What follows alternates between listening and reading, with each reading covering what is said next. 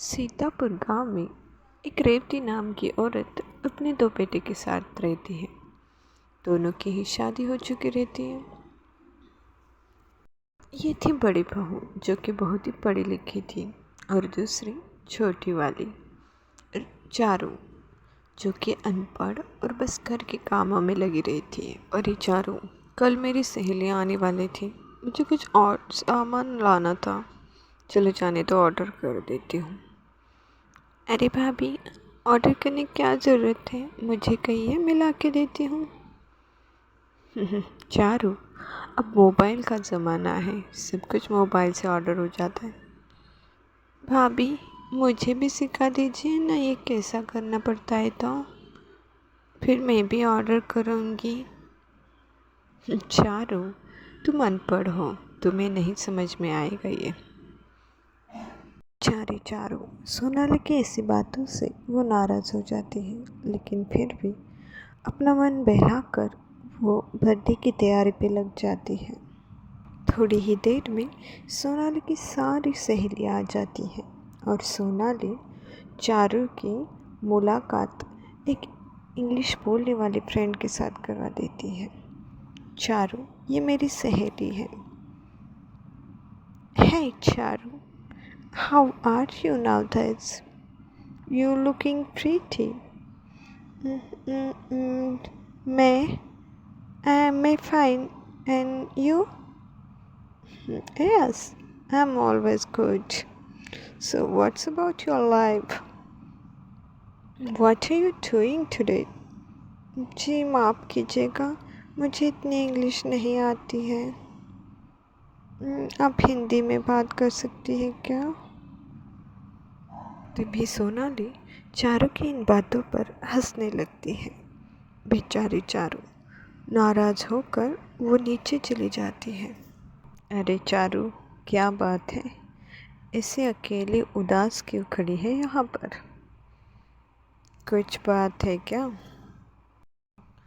वो माँ जी, ऊपर भाभी जी की पार्टी चल रही है, इसलिए। अरे तो क्या बात है, हम दोनों जाते हैं। रहने दीजिए माँ जी, मेरी वजह से भाभी जी को शर्मिंदा होना पड़ेगा। कोई बात नहीं।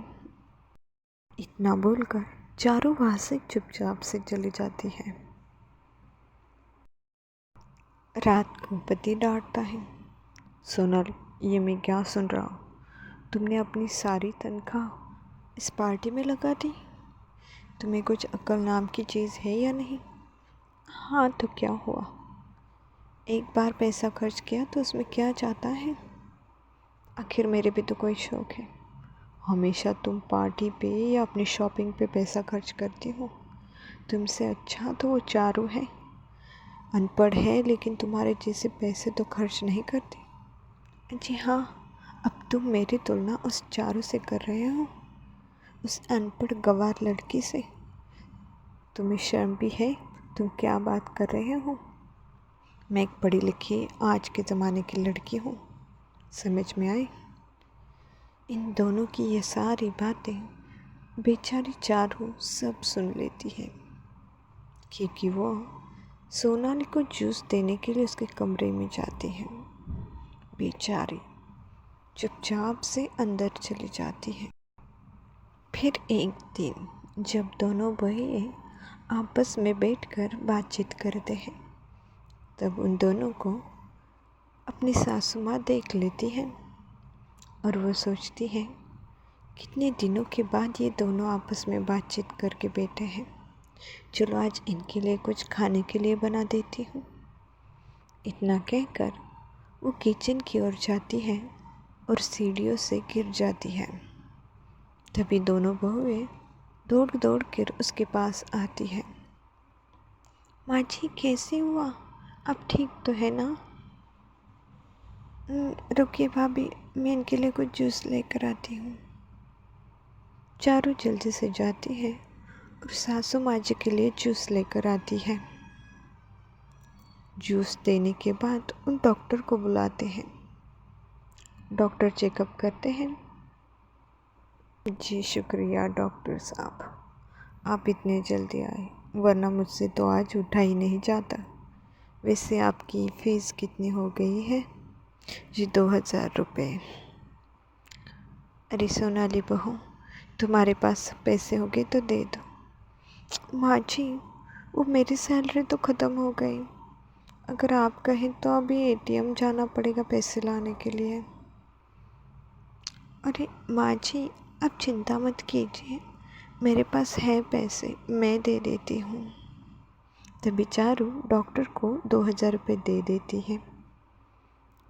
अरे बहू, तुम्हारे पास इतने पैसे कैसे? अच्छा हो गया तुमने वक्त पर दे दिए, वरना आज तो गड़बड़ हो जाती।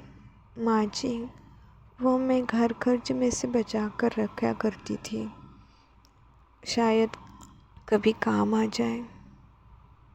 अरे वाह, ये सोचकर सासू माँ खुश हो जाती है और फिर चारू सोनाली को पैसे देती है और मेडिकल से दवा लाने के लिए कहती है। बेचारी सोनाली शर्म से आंखें झुका लेती है और सासू माँ अपनी बहू की होशियारी देखकर प्रसन्न हो जाती है।